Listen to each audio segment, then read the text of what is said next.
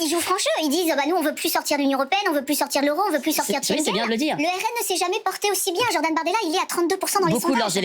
3 ans après le Brexit, eh bien l'économie britannique, elle tangue quand même sévèrement. Récession, inflation, pénurie, surcoût. Est-ce que la France, elle pourrait résister longtemps à être isolée ? Alors, je le disais, les européennes, c'est dans un mois. Vous êtes effectivement partisan du Frexit. Si 86% de nos concitoyens se déclarent fiers d'être français, 60% se déclarent aussi fiers d'être européens. C'est ce qu'on apprend dans le sondage Odoxa Blackbone Consulting pour le Figaro. Vous n'êtes pas à contre-courant, puisque ce sentiment d'appartenance à l'Union européenne augmente. Non, d'ailleurs, il y a eu d'autres questions dans ce sondage. Est-ce que vous vous sentez prioritairement français ou européen ? Européen, ça tombe à 8%. Est-ce que l'Europe, ça suscite quelque chose de positif ou négatif ? Négatif dans les 3/4 des cas. Tout ça, c'est dans le sondage. Et puis, moi, c'est le sondage incroyable. Voulez-vous quitter l'Union européenne ? 36% des Français qui disent oui. Et c'est considérable. C'est 5 points de plus qu'il y a quelques semaines. Alors moi, je dis à tous ces Français-là, j'ai même vu que c'était les 2/3 des sympathisants RN, je leur dis attention, réfléchissez bien à votre vote le 9 juin aux européennes, parce que vous allez peut-être voter pour des listes qui veulent rester dans l'Union européenne. Bardella a dit récemment, il n'y a pas dans notre projet ni de Frexit public, ni de Frexit caché. Il y aura donc simplement de la trahison. Oui, parce que si ils ne sortent pas de l'Union européenne, aucune de leurs promesses ne sera tenable, ni sur l'immigration, ni sur l'économie, ni sur l'agriculture, ni sur le reste. Ils jouent franc jeu. Ils disent bah, nous, on veut plus sortir de l'Union européenne, on veut plus sortir de l'euro, on veut plus sortir de Schengen. Oui, c'est bien de le dire. Le RN ne s'est jamais porté aussi bien. Jordan Bardella, il est à 32% dans les sondages. Beaucoup de leurs électeurs, la preuve avec ce sondage, beaucoup pensent qu'ils veulent encore sortir de l'Union européenne parce qu'ils écoutent simplement leurs promesses à côté. Alors ils disent on va réduire l'immigration, on va sauver nos paysans, etc. Mais vous ne pouvez pas le faire si vous restez dans l'Union européenne.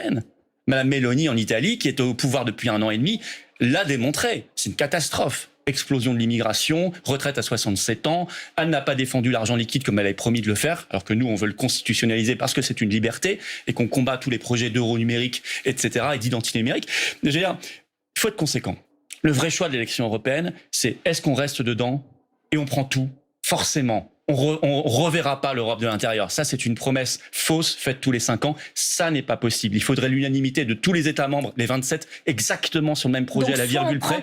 Soit on prend rien, soit on part. Voilà, et si on part, on retrouve notre indépendance, nos libertés, notre capacité d'action. Il y a aussi des conséquences. Si on regarde ce qui s'est passé en Grande-Bretagne, 3 ans après le Brexit, eh bien, l'économie britannique, elle tangue quand même sévèrement. Récession, inflation, pénurie, surcoût.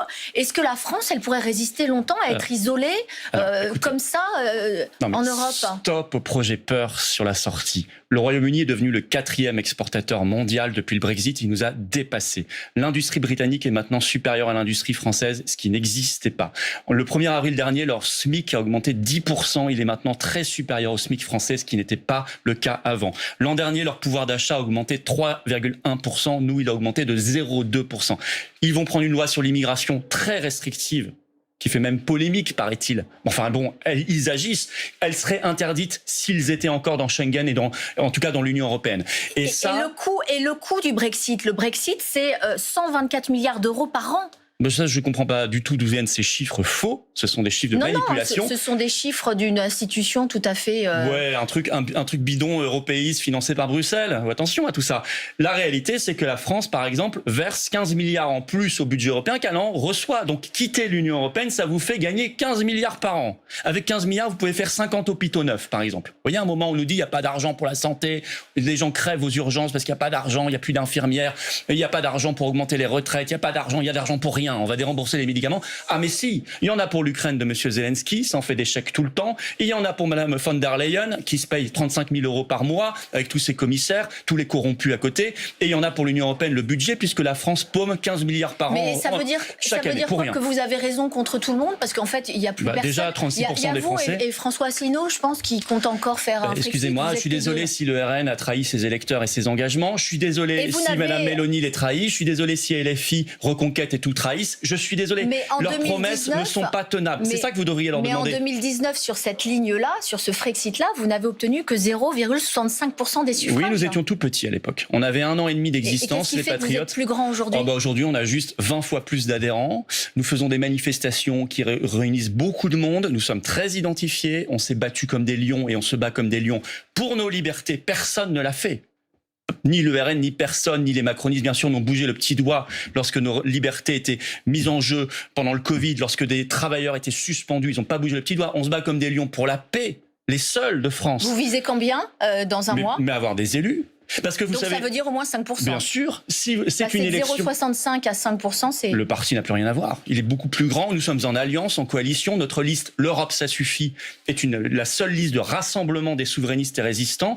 Et c'est une liste, c'est une élection à un tour à la proportionnelle. Si vous votez pour vos convictions, vous avez des élus. L'enjeu n'est pas d'avoir 30 ou 32 ou 35 élus RN. Ça sert à rien. Ils seront en tête de toute façon. L'enjeu, c'est d'avoir des députés frexiteurs pour défendre la France. Eh bien, très bien. On verra ça le 9 juin. Merci beaucoup. Bonne journée. Merci à vous.